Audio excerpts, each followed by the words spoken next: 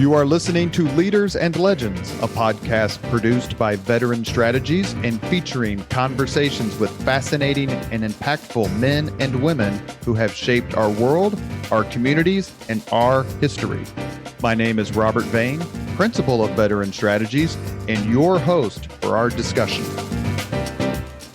You are listening to Leaders and Legends, a podcast presented by Veteran Strategies, an Indiana-based public relations enterprise, and sponsored by Girl Scouts of Central Indiana, Garmong Construction, Leaders and Legends LLC, the Grand Hall and Conference Center at Historic Union Station, the McGinley's Golden Ace Inn, and NFP, a national insurance broker with strong local content.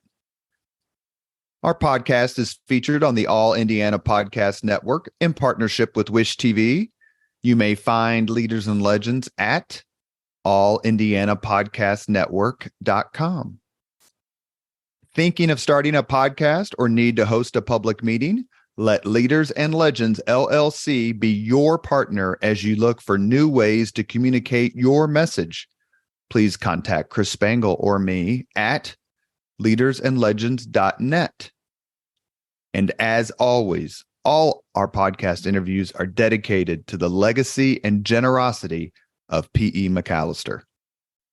Thank you for joining us on the Leaders and Legends podcast. Our guest today is Ray Boomhower. And if I read his resume to you, I would probably only have time for the 5 questions. But to say he is a historian of great respect and standing is an understatement. And we're very pleased to have him, and we're going to nerd out for about the next hour. Ray, you're very kind to come on the podcast. Robert, very kind for having me. That's quite an introduction. Maybe I'll have that on my tombstone one day. You could be like Rodney Dangerfield. Do you know what it's on his tombstone? I forget. I did know it one time, but I forgot. What is it? Something good. There goes the neighborhood. Very good. We just missed each other at IUPUI. And actually, I think we were there a little bit at the same time. But I don't remember meeting you back then, which is one of the reasons why I wanted to have you on the podcast, besides our shared love of history. When did you get the bug? I got the bug early on in my life, my interest in history and particularly in biography. I was lucky enough to go to an elementary school, Mary Phillips Elementary in Mishawaka, Indiana, that had quite a library. And there were 2 things in it that really inspired me. One, when you first went in the room and you turned to your left, there was this tall bookshelf, and it was crammed with these orange-covered books. And they were the Childhoods of Famous Americans series that was put out by Bob's Merrill Company. And these were great books about biographies of individuals that made United States history. They featured woodcut engravings of the individuals featured in the books. And they were written to really pique the interest of a child and get him or her interested in American history. And it did that for me in particular. Now, they gave very dramatic stories of these famous people's childhoods, like Babe Ruth, Andrew Jackson, Helen Keller, and a lot of other famous names from our history. And I later learned that, of course, that some of the conversations in these books weren't entirely accurate. There was some tweaking done to make them more dramatic and more readable, but really inspired my love of history and in particular my love of biography. And the library also had for the time, very high-tech equipment that was a turntable, a record turntable, 30 and a third LPs that you could play.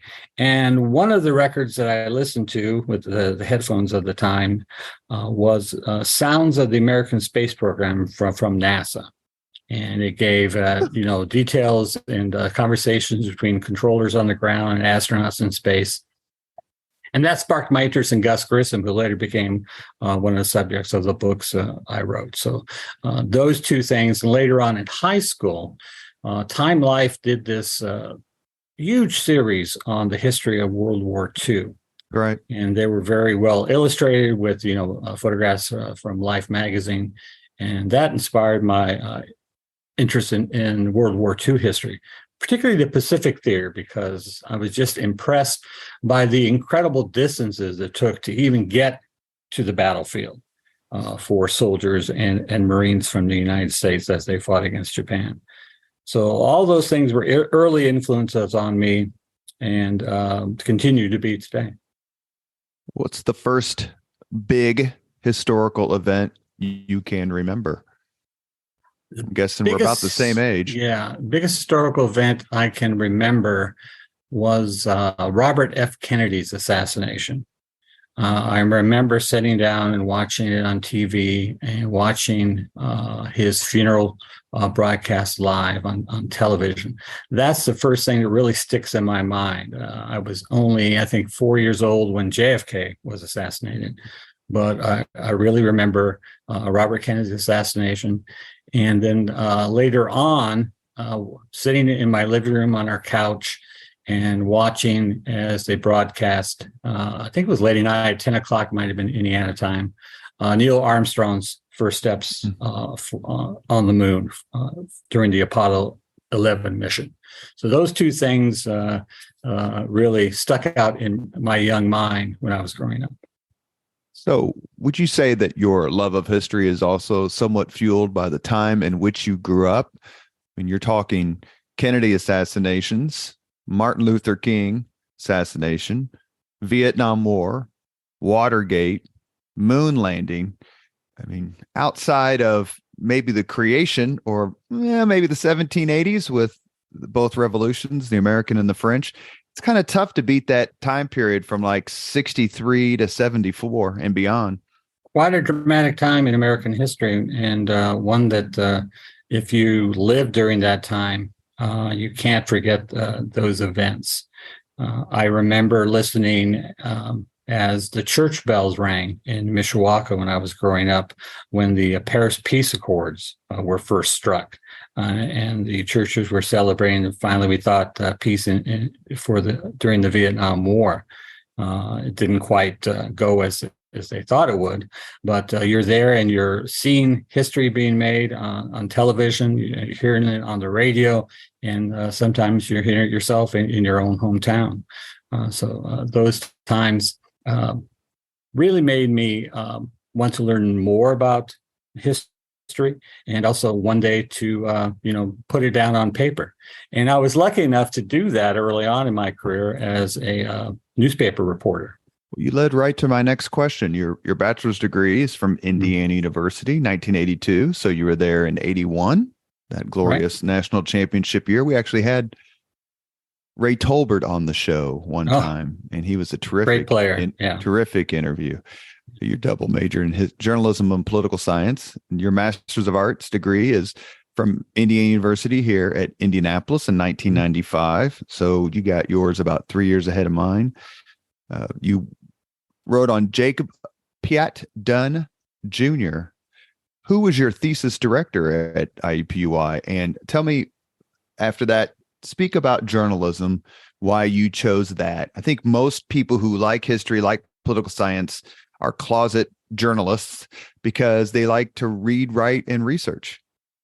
I liked all those three of those things, so that's true. My research director at IUPUI from a master's thesis was Robert Barrows, who at that time was very involved in editing the Encyclopedia of Indianapolis project. So he used a lot of his students as contributors for that journal. I was lucky enough to write several entries for that. And that really helped me in writing biography, because those short pieces really make you get all the important information down on paper in just a few amount of words. I think there were 300 words to 500 word entries that I wrote for the encyclopedia. Barrows and David Bodenhammer. We should say that Bob Barrows, co-editors. Bob Barrows is the pride of Muskingum College. Never met anyone else from there, but he's a terrific man. So please continue your answer. I had started journalism at my high school, Mishawaka High School. At first, I wanted to become a photographer. I was very interested in photography. Even built a basement, dark room in our basement at our home in Mishawaka. But our journalism instructor saw some of my work and decided, I think you'd be better on the news writing side instead of the photography side. So she wasn't very impressed by my photos. And my two friends, Dennis Chamberlain and Dom Farrar at the time, were much better photographers. So I got involved on the news side of journalism and went to the High School Journalism Institute at Indiana University. And that really inspired me to go to IU, to go to Bloomington, and go to journalism school there. Lucky enough during my time at IU to write for the Indiana Daily Student, work as an editor there. It was a great training ground if you wanted to become a professional journalist. And after I graduated, I was lucky enough to get a job on a small town daily newspaper in Rensselaer, Indiana, in the northwest part of the state. And that's just great training for any kind of writing because you're covering all kinds of stories in a small town like that. You're going out on the street, asking, man on the street questions, to snapping photographs for the paper, developing them, helping out in the back shop, actually pasting up the newspaper in the days before, computers were on the scene and really helping out in a composition like that. And you're covering the police beat. You're going to the high school to cover the volleyball match, covering city council meetings, drainage board meetings, which I must say are some of the most boring meetings you ever have to cover if you're a journalist. Were you there? There a lot of Indianapolis or Indiana journalists graduated and worked at the Daily Student. Are any journalists with whom you graduated? Made it big here?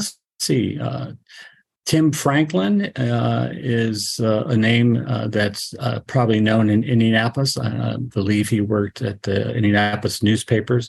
Also, our sports editor at that time at the IDS when I worked there was Bob Kravitz. A very well-known columnist. That's who I was looking for. For the Star News, and now I think he writes for the Athletic. That's correct. Yeah, that is correct. So, So when you decide to go through college and choose a concentration for history, you chose American. Why did you choose the particular thesis subject? What made him compelling to you?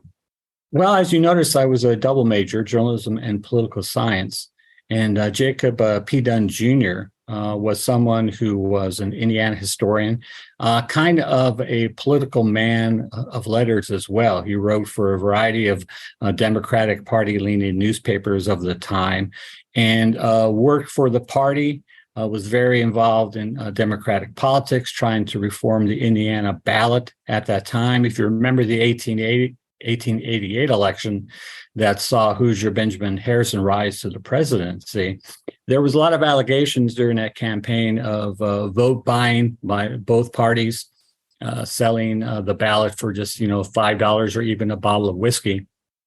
And Dunn was someone who hated that, wanted to really have clean elections. And so he endeavored to introduce the secret ballot system to the state, saw that to fruition. So he was someone who I thought was a very fascinating figure in Indiana history because not only was he a journalist, but he wrote about Indiana history, helped to revitalize the organization that I've worked for the past 30 or more years. The Indiana Historical Society in the 1880s. It was really a moribund institution at that time. And he and two other amateur historians, Daniel Wade Howe and William English, got together and got the organization back on its feet. And it continues strongly today. So he was quite a guy and someone I really was interested in, and worked with a lot of Indiana politicians like Thomas Marshall and Samuel Ralston, who were important figures in early 20th century Hoosier politics. You are listening to the Leaders and Legends podcast. Our guest today is Ray Boomhower. He is the senior editor, Traces of Indiana and Midwestern History. He works at the Indiana Historical Society for the Indiana Historical Society Press, and you should definitely visit that building. I've not been there as many times as I should have, The last time I was there, I hate to say this, Ray, so please don't judge. If you don't count some sort of event at night, is I gave a speech to the Civil War Roundtable there, the Indianapolis Civil War Roundtable. I love that. I gave a speech on the relationship between Lincoln and Grant. It's such a beautiful, not only auditorium, but the building in and of itself. When you walk in every morning, are you like, all right, I'm charged up, I'm energized, I'm surrounded by all these artifacts and all these books and all these really smart people? What is it that when you go in every day gets you fired up? Well, there's something new to do every day. Because I work for the press, of course, I'm involved in, getting Trace's magazine out 4 times a year. And every issue has a different kind of article with a different kind of subject that we explore. We do also publish a number of books each year. Each of those can cover a wide-ranging field of endeavor, from doctors dealing with their patients to an Indiana poet laureate who's come home from the East Coast and come back to his Hoosier roots, and also working on now a book about Indiana's basketball history. So it's just the different number of projects and the different number of subjects that you tackle each day that is really inspiring. And as you said, I work with very bright people here at the Historical Society who are passionate about history and endeavor to bring it to all kinds of people throughout the state. You mentioned a Hoosier politician of about 100 and plus years ago. Indiana has had its fair share of colorful political characters. Do any of them stand out to you, or ones that you would consider your favorite? I wouldn't say this if I hadn't worked on him as a book subject, but Benjamin Harrison is a figure in Indiana history who he gets attention because he's our only president, if you don't count William Henry Harrison, who spent a lot of time in Indiana. But in doing research on his term of office and his life, quite an impressive individual. His presidency doesn't get the respect I think it deserves. He accomplished a lot, especially during his first 2 years in office, because the Republicans controlled not only the presidency, but both houses of Congress. And he was able to get through a lot of different kind of legislation, from improving pensions for Civil War veterans to improving the U.S. Navy, establishing national forest preserves throughout the country, the admission of a number of new states into the Union. And he was someone who was a hands-on chief executive, that it was said that he could probably have handled all the administrative departments in the federal government better than the people he appointed to handle those departments. And he often had to do that because the Secretary of State, James G. Blaine, was often ill at the time. So he had to juggle a lot of duties while he was president. But of course, because he lost re-election, if you're a president and you don't get 2 terms of office these days, you're seen as a failure. But quite an impressive life as a lawyer, one of the leading lawyers of the time, a Civil War general, and a politician who was beloved by his close friends.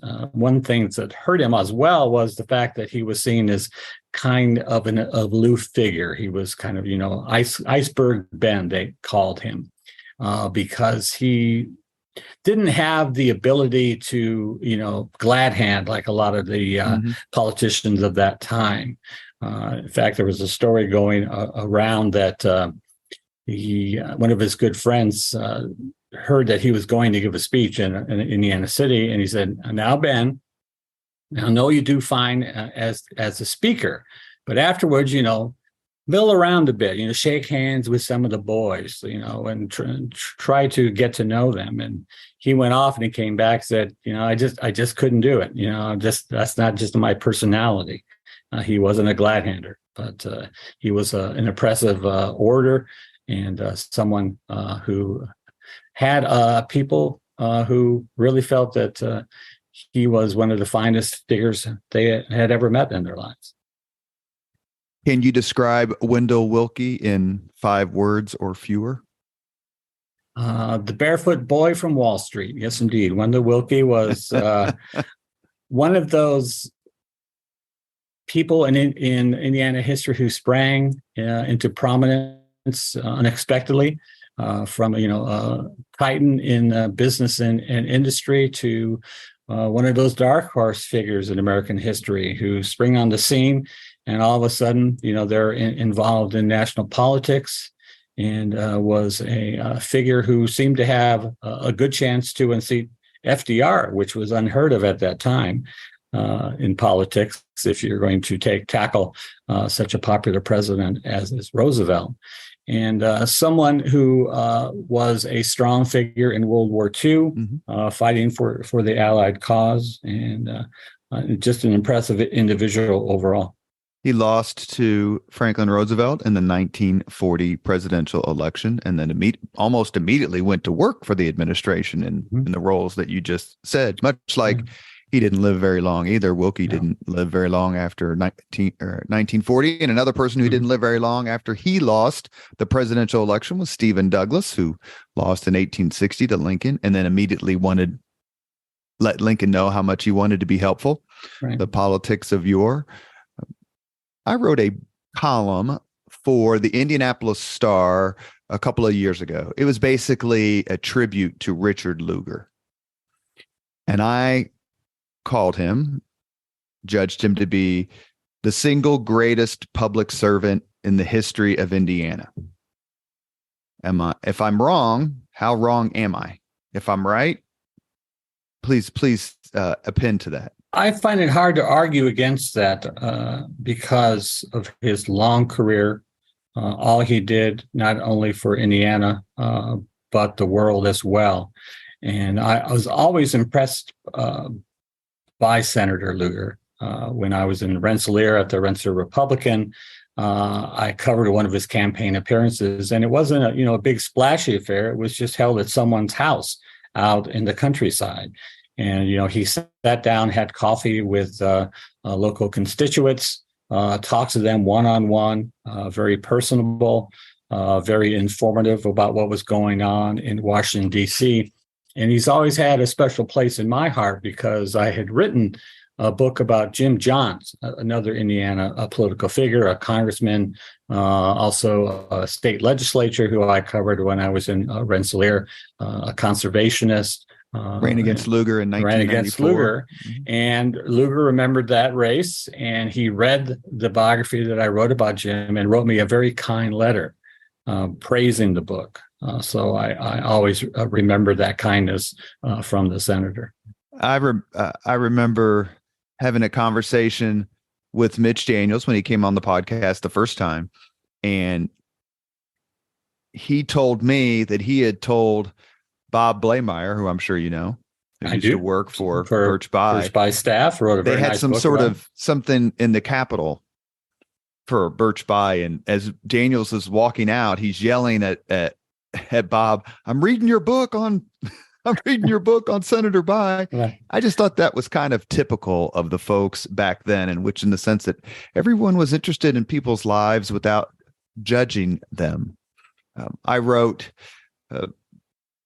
I didn't write. I said at a event honoring P.E. McAllister, who's the greatest of the great, that I thought that Mitch Daniels and Richard Lugar and Birch Bayh were the three Hoosiers I would carve first into an Indiana Mount Rushmore.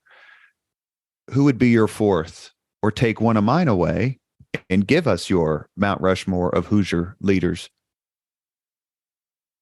I'd probably add Lee Hamilton to that mountainside, if I could. Also looking into like non-political figures, but people who had really made an impact on not only Indianapolis, but the state and the country and the world. I think Maywright Sewell, who was a Indiana suffragette, a teacher, an activist, created so many, helped to create so many institutions in Indianapolis that are still around today, like the Indianapolis Women's Club, the Propylaeum, a number of other organizations as well. Just an impressive figure, fought for world peace at a time when it was not popular to do so, and just had an amazing impact on her students that she taught at the girls' classical school, and went all around the country, speaking on behalf of women's rights, and so I put her up there as well. My fourth, and I would put him forward as the most underrated person in Indiana history. Not that he's not known, but he should get a lot more credit, and that would be Civil War Governor Oliver P. Morton, who wasn't even elected governor in 1860. Lane was elected governor in 1860, and they switched jobs. Is that right? I think. Yeah, Lane went off. Lane became the senator, and Morton became the governor, and was just a rock during. I was going to say, talk a little bit about Oliver P. Morton's. He's a Republican. His performance during the Civil War in Indiana is one of the top 5 governors of the entire conflict, in my view. Go ahead. I agree. He really held the Union together, was a staunch ally of President Lincoln during a very grim time in American history. And one of my favorite stories is that, Lew Wallace and Governor Morton were both Democrats at one time, and both were good friends. And Morton jumped to the Young Republican Party, and that kind of ruined their friendship for a time. But when the Civil War broke out, one of the first things that Morton did was call on Wallace, who had a kind of a military reputation because he was a leader of a militia company in Crawfordsville, the Montgomery Guard. And, they patched up their differences and realized that they were now both, fighting for the preservation of the Union. Morton set him out to be the adjutant general for the state to raise the necessary regiments called for by Lincoln. And Wallace did so, and Morton continued to support the Union throughout the war, even during times when there were difficulties in Indiana with, the Democratic Party at that time, threatening the purse strings, and kind of Morton ran things out of a safe in his office, and with help from the federal government. Well, Indiana the southern Indiana was a hotbed of Southern sympathy. That's one of the reasons why I'm so enamored with Morton, is that he had to keep the state loyal while being personally loyal to Lincoln and the greater cause. And to me, there are a lot of really strong Hoosier politicians that come out of the Civil War era.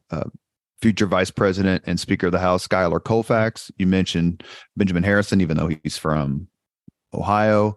Lew Wallace. The list goes on and on. What do you think of Indiana's performance during the Civil War? It was probably one of the greatest performances by any state in the Union, particularly in the Western Theater. Our regiments performed Herculean tasks with Grant and Sherman as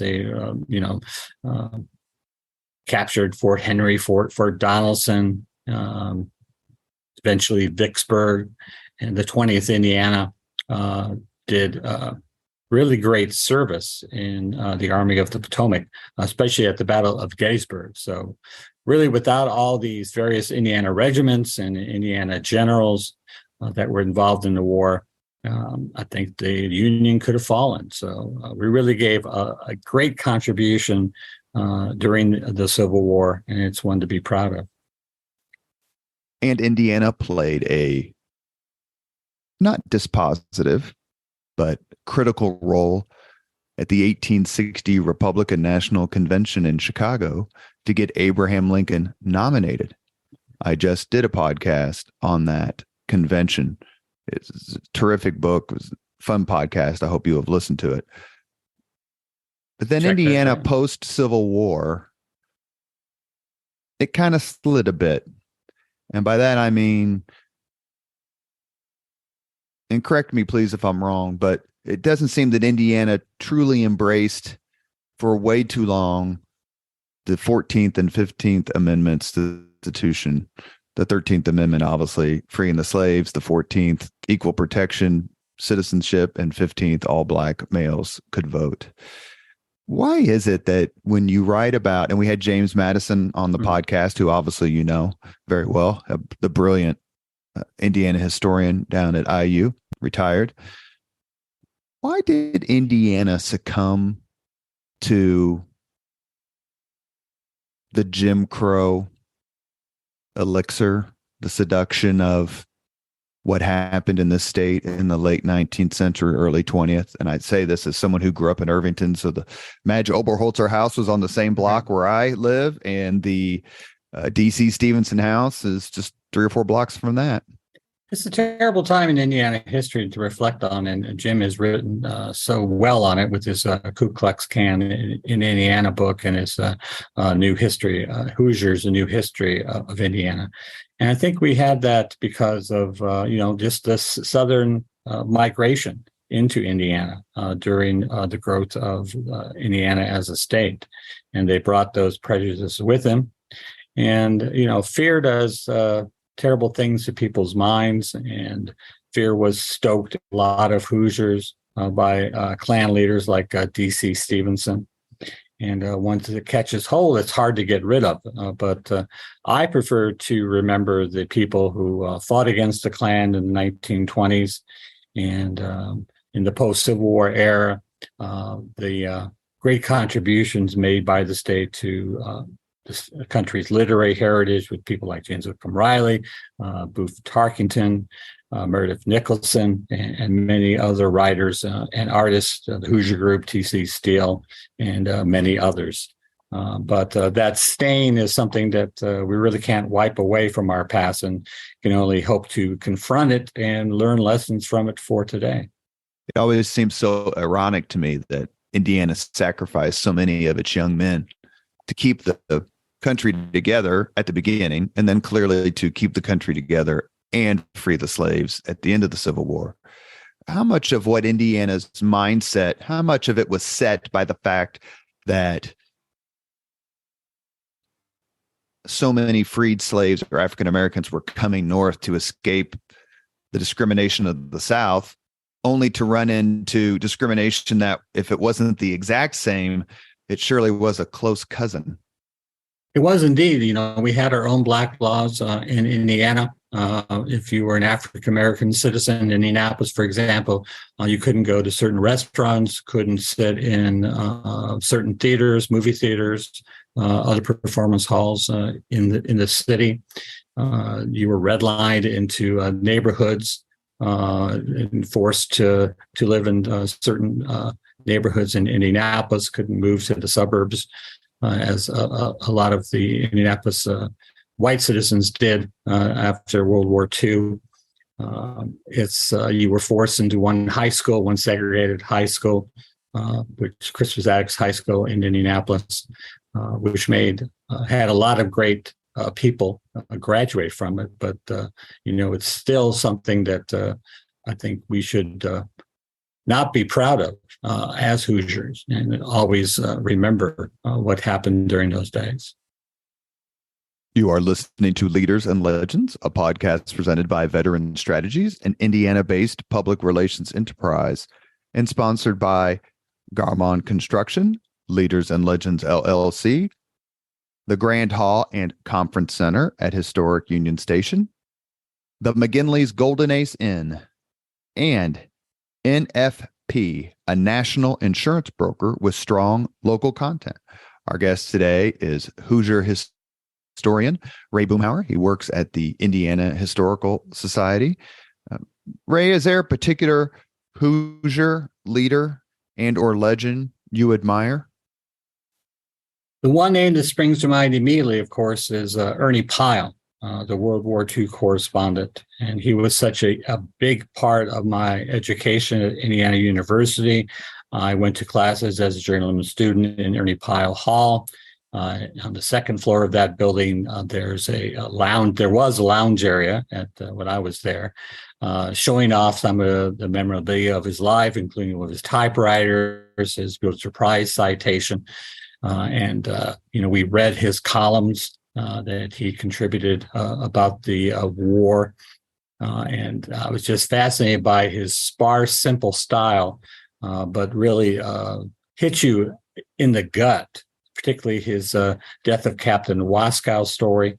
And one column in particular that always struck with me was the one he wrote for publication after the war in Europe ended. And he was unable to see it published because he was killed on Okinawa. And before that could happen, and people found this unpublished column on his body when they recovered it, talking about the cost that the war had brought to the American fighting man. Dead men by the thousands, lying in the roadside in Europe, dead men by mass production, dead men so numerous that sometimes, you came to hate them. And he said, you at home and didn't see this, but those of us who were there, saw it countless times. And it was just an impressive piece of writing that always stuck with me. And I always admire him, a guy from a small town in Indiana, Dana, who went on and saw the world and wrote about it well, and became beloved by those who fought the war in Europe and also in the Pacific. One of the sponsors of the podcast is the Grand Hall at Historic Union Station. And if you go there, you'll see a plaque, and it denotes the visit of Arthur Conan Doyle to Indianapolis. We've had some amazing visitors in this city. Are there any visitors from around the world that stick out to you, or events that you've studied from when someone from another country or another state comes and is, besides everyone who's freaked out by the Indianapolis 500, who's never seen it before? That's universal. But are there any other ones? There's one individual that springs to mind immediately because we had an article in Traces magazine a number of years back, and recently we did a book about the Asian Americans in the state. And it was a royal visit to Indiana by a Chinese prince named Pu Lun, or I think it's Pu Lun or Pu Lan. I can't remember correctly, but he visited Indianapolis, went to a reception. He was greeted by the mayor and other important figures like William Fortune, who was a big man in business in Indianapolis. And, there was a grand luncheon in his honor. He went and visited local business establishments, and even took in a baseball game at the end of the day. So it was made quite a splash in Indianapolis newspapers, and quite an important visit from such a royal figure that he was. I definitely want to mention a few of the folks you've chronicled. We've been lucky enough to have a couple of space program themed podcasts, one on John Glenn. Gus Grissom. Most people probably first encountered him because of the movie The Right Stuff, in which he seems to be treated fairly, but you feel sorry for him. You've written about Gus Grissom, and then, of course, he died in that horrible fire with Roger Chaffee and Ed White, Apollo 1. What drew you to Grissom, just besides the fact, perhaps, that he's phenomenally brave? Well, Indiana has a great state park system. And as a kid, my father took my two brothers and I on to a trip to Spring Mill Park in Mitchell, Indiana. And we had a great time, hiking the trails and going through Donaldson's Cave in a flat bottom rowboat, I think it was, or raft. But the highlight for me was going to the Gus Grissom Memorial that's located just by the entrance to the park. And I was just fascinated. I was always a space nut because, when I was in school, the teacher would roll in a portable television and we'd watch, the liftoffs from Cape Kennedy, the various space missions, including Gemini and Apollo, which the Gemini featured Gus on Gemini 3 with John Young, of course, on his first trip into space. But I was just fascinated by his life. They had the Molly Brown spacecraft at the memorial, an introductory film about the space exploration and Gus's contribution to it.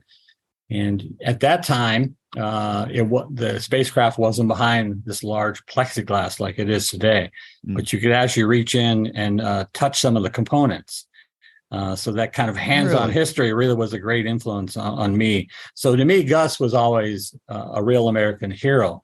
And I was very happy to write about him for Traces Magazine and then to do a biography about him for our Indiana biography series. So he went to space twice, isn't that correct? Yes, twice. He was in, of course, Liberty Bell 7, which had the disaster after he successfully splashed down. It the hatch blew off, and he had to escape the spacecraft and almost drowned in the process. And then he was picked by NASA to test out the new Gemini spacecraft that followed the Mercury missions. And Gemini was kind of the program that tested all the things you needed to do in order to get to the moon and back. To meet President Kennedy's goal, landing a man on the moon and getting him safely back to Earth before the end of the decade. And, Grissom was picked by NASA to test out that new Gemini spacecraft. And when the Apollo program mission started, he was picked again by NASA to iron out the difficulties with the Apollo spacecraft, the command module. But unfortunately, he could not do that because he was killed on a supposedly safe ground test in Apollo 1. And what did happen there? Why couldn't they rescue those three men? Well, the main problem was there was this go fever involved with NASA. And they thought, the astronauts, as I think Wally Schirra said, that if you shot a refrigerator into space, the astronauts were confident enough as pilots that they could, orbit it and land it safely. And there was this big rush trying to get, to the moon before the Russians. The space race was something that was real and tangible at that time. And they were trying to meet Kennedy's goal, getting there before the end of the decade. I think they were a little blasé about the dangers involved in space travel because they had such great successes in both the Mercury and Gemini missions. And safety precautions were not taken seriously. During this supposedly safe ground test, they pumped the spacecraft full of pure oxygen atmosphere, bolted on a hatch because they weren't worried about trying to get someone out of the spacecraft on the ground. They were more worried that the hatch might blow prematurely once they were in orbit. So all of these things, kind of worked against the astronauts. They weren't worried about a fire in the spacecraft. There was all kinds of combustible material and chemicals involved in that Apollo 1 spacecraft. And when a wire frayed and it sparked, that pure oxygen atmosphere just was an inferno. And they couldn't get the astronauts out in time, unfortunately. They lost their lives, gave it for the space program. Speaking of the 1960s and tragedy, ultimate tragedy, we were lucky enough to have Mike Riley on the podcast. I'm going to guess that Mike or knew Mike. I knew Mike very well. Yeah, in Rensselaer. He was a lawyer there when I was at the Republican. And although I didn't cover a lot of his trials, that was my boss, Lisa Janko, who covered a lot and became good friends with him. But I did get to know him a bit in Rensselaer. A very kind, very generous man. He appeared on the podcast to discuss his role as basically state campaign manager for Robert F. Kennedy in 1968 here in Indiana. You won an award, first place, nonfiction from the Indiana Chapter Society of Professional Journalists for your account of Robert Kennedy in the 1968 primary. What drew you I mean, it's pretty famous. There's lots of reasons it's famous, whether it's the fact that he won and that kind of set him on the path, the speech he gave at what is now Kennedy King Park. What about that race in 68 fascinated you enough to apply your writing talents to it? I was drawn to that subject because of an individual who worked as an advisor on the Kennedy campaign. It was a guy named John Bartlow Martin. He was a Hoosier himself, was an ex-reporter, a freelance writer, and had worked on a variety of Democratic presidential campaigns leading up to that race. He had worked on both of Adlai Stevenson's campaigns in 52 and 56, worked for John F. Kennedy as kind of a roving speechwriter during his 1960 winning effort. Went on to work for LBJ in 1964. And because of his Hoosier roots, because they knew that he knew the state well, he had written a very well-regarded book about the state called Indiana, an interpretation. He knew Hoosiers and what they were thinking and what they were looking for in a candidate. He was very involved in Kennedy's race for the Democratic presidential primary in Indiana for much of April and up to May 7th when the voting was. So I was fascinated by his role in the Kennedy effort, and that got me involved in covering Kennedy's time in the state. I was drawn, of course, because of his amazing extemporaneous speech on April 4th following the assassination of Dr. Martin Luther King Jr. And he had picked that day to, start his campaign in Indiana for the Democratic primary, and started the day at Ball State, he started in South Bend at Notre Dame, went to Ball State, and from there he was coming to Indianapolis for a campaign rally when he heard the news about King's death. And it's just always amazing to me. Here's a candidate for office who has, a speechwriting staff who's supposed to offer him their words when the, news breaks or he's, giving a talk to the voters. But here he's driving from Weircook Airport to downtown Indianapolis and has to come up with words to explain this terrible event, King's death by a supposedly white assassin. And in that time, driving down, he comes up with words that really resonate to today. And it's really one of the most remarkable speeches under pressure that any politician has given in American history, I think. And I doubt there are any politicians around today who could have done what he did at that time. And it's really, grace under pressure to the utmost. Do you believe Kennedy would have won the 68 presidential race? I think there's great doubts that he would even have won the Democratic nomination. While because Kennedy, of the way it was controlled back at the way time. It was controlled by big city politics, and he's battling his brains out against Eugene McCarthy in all these primary states. And meanwhile, with Johnson dropping out of the race, his vice president Hubert Humphrey decides to jump in. He's not entered any of the primaries, but he's going around to caucuses and talking to the Democratic leaders in states. He's piling up all these delegates, building a pretty substantial lead going into the Chicago convention. And some Kennedy advisors thought it was just a 50-50 chance that he could even win the nomination.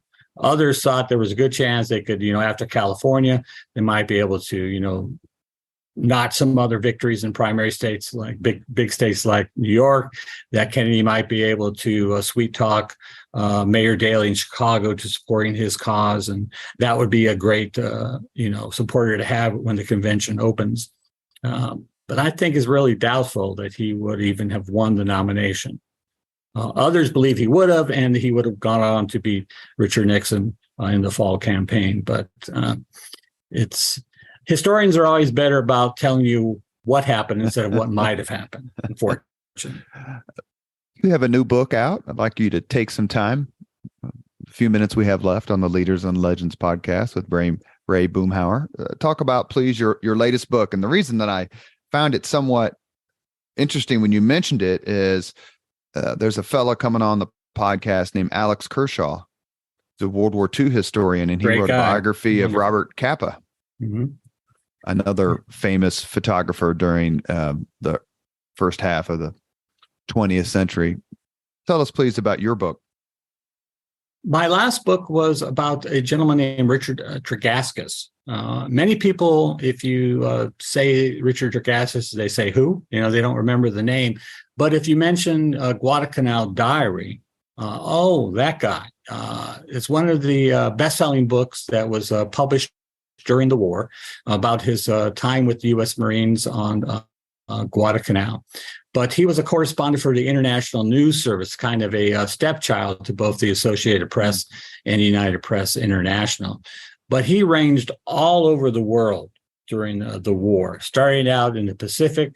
He was on the fleet that saw the Doolittle Raiders launch off of the USS Hornet to bomb Tokyo, was involved, went with the Hornet during the Battle of Midway, saw their planes take off to battle and achieve victory over the Japanese fleet. He was on Guadalcanal with the Marines during those really tough times during the first 7 weeks of the campaign for that island, when the Marines seemed to be besieged and almost ready any day to be knocked off the island, decimated by the Japanese army, but hung on and eventually achieved victory. Wrote a best-selling book about it.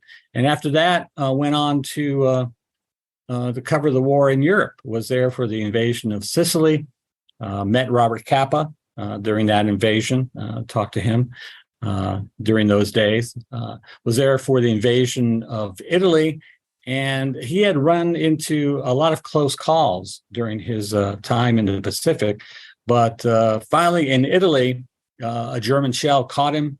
It struck him in the head. He was very seriously wounded, fought back, and eventually returned to action. At that time, Ernie Pyle wrote a column about him and his recovery in Italy, and said that if he had suffered such a wound as Tregaskis said, he would have gone home and rested on his laurels forever. But Tregaskis was determined to go back into the fray. Went back to Europe, followed the D-Day landings, was there for the great battle to capture first major German cities, Aachen. Was involved in a terrible street fighting there. And after that, you thought, well, if the average person would have said, I've done enough, let's go home and enjoy life again as a civilian. But the Saturday Evening Post asked him to go back to the Pacific, to go with a new B-29 bomber crew and follow them as they made their way from the United States to Guam, and from there to missions against the Japanese. And he said, I don't want to go, but I think I ought to. And he did. He went back to the Pacific War, went on bombing missions, went on the carrier USS Ticonderoga, and went on missions against Japanese ships in the Japanese home islands, and was there when the atomic bomb finally ended the war in the Pacific and returned home finally. So quite a life. Was someone who was also involved in the Vietnam War, went back as a war correspondent, and wrote a book called Vietnam Diary about the early days of American involvement in the war in the early 1960s. And he did all this, by the way, I forgot to mention it. He did all this while suffering from diabetes, which was a very debilitating illness. Had to deal with that all during his time overseas. So just a very inspiring figure to write about. My take is that, and I'm not a world traveler, but my take is there are very few cities that have transformed itself in the last 50 plus years, like Indianapolis. You've been around the city for a long time. What do you think of the transformation and some of the leaders who made it happen to where Indianapolis, I've said this ad nauseum, when I was a kid growing up on the east side, the only time I went downtown was to see Dick the Bruiser, another writing subject of yours. It's changed so much. What do you think of it and some of the people who've made it happen? It's been quite a dramatic change. If you look back in 1968, of course, when Kennedy was running here in Indiana, it brought a lot of national political correspondents to the city, and they were quite unimpressed by what they saw. They said that if a UFO landed in downtown Indianapolis, the alien would take one look around, get back in their spaceship, and leave and search for greener pastures.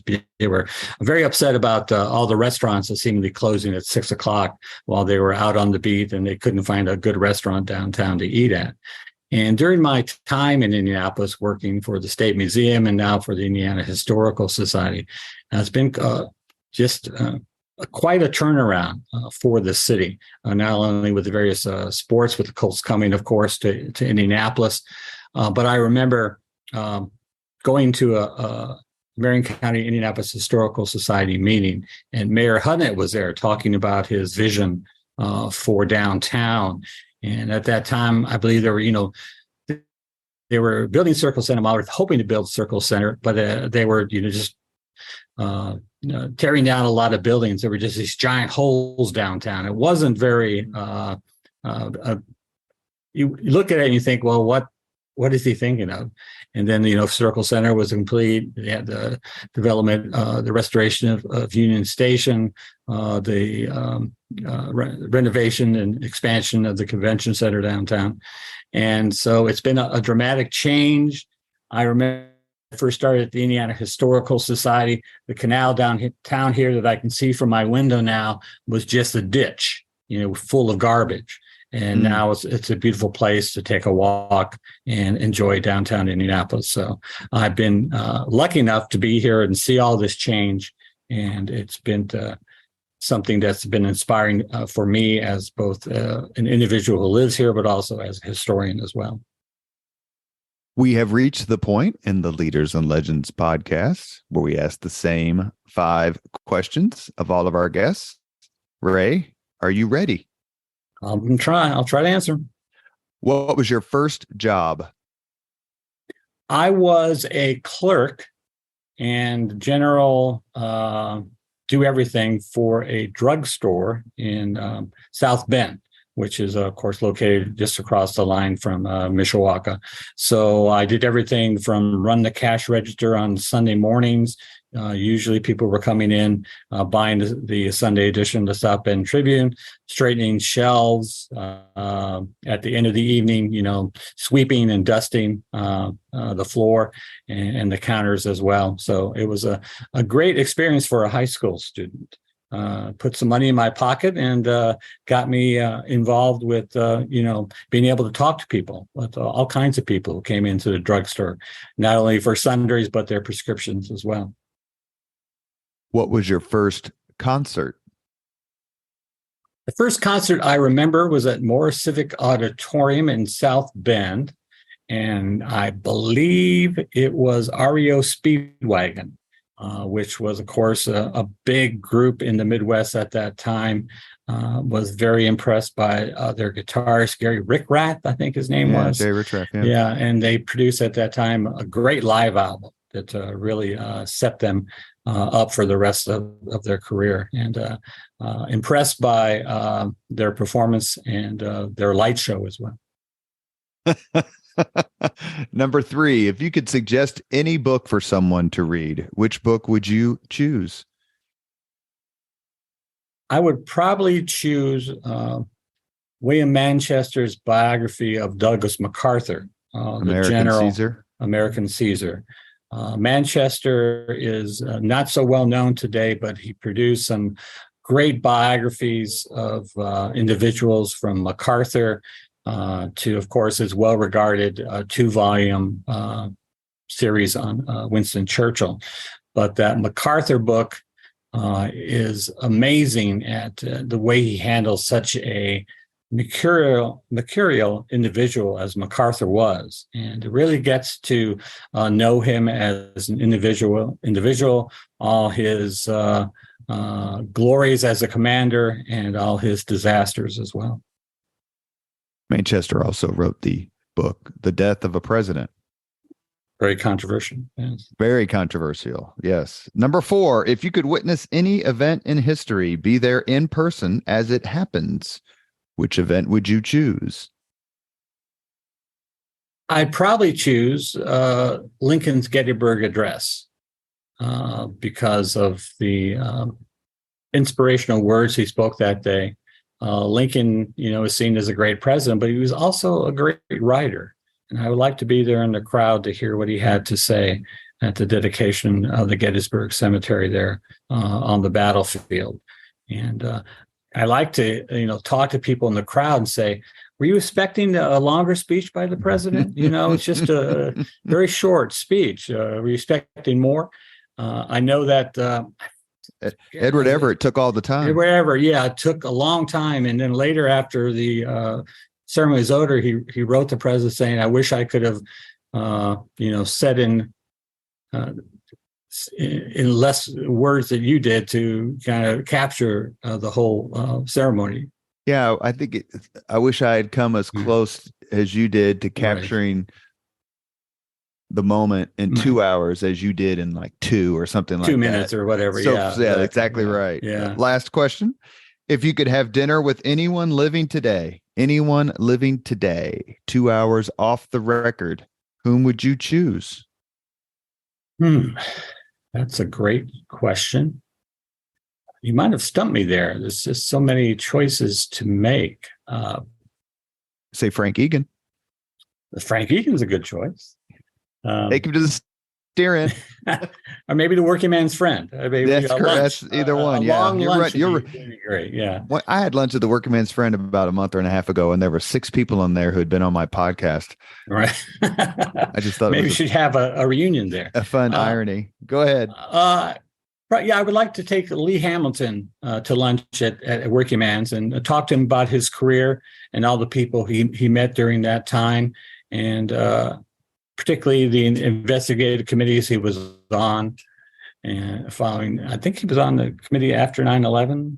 Wasn't that? He was also on Iran-Contra. Iran-Contra, all those. You kind of get some of the stories he couldn't tell in public. Details about those investigations. I've made a couple of attempts to get him on. I haven't given up yet, but he certainly is on any list of the greatest Hoosier public servants, along with our friend Andy Jacobs. Speaking of congressmen who have served us well. I enjoyed visiting. Sorry, I enjoyed visiting Andy at his home, and he introduced me to the Mr. Belvedere movies. So we'd sit there and watch Clifton Webb, who was just great. Another Hoosier who was great in those movies. A very funny guy, and they were very funny movies. And I enjoyed Andy introducing them to me. You couldn't move because those damn dogs. They were like horses. Yeah, I admire anyone who could handle beasts such as those. You have been listening to Leaders and Legends, a podcast presented by Veteran Strategies, an Indiana-based public relations enterprise, and sponsored by Garmong Construction, Leaders and Legends LLC, the Grand Hall and Conference Center at Historic Union Station, the McGinley's Golden Ace Inn, and NFP, a national insurance broker with strong local content. As always, all our podcast interviews are dedicated to the legacy and generosity of P.E. McAllister. Our guest today has been Ray Boomhower. He is one of the foremost historians for Hoosiers and of Hoosiers. Ray, thank you so much for coming on the podcast. I enjoyed it. Thank you, Robert. I did as well. Thank you very much for listening to Leaders and Legends, brought to you by Veteran Strategies Incorporated. If you want to contact us about this program or our menu of public relations services, please send us an email at robert@veteranstrategies.com. That's robert@veteranstrategies.com.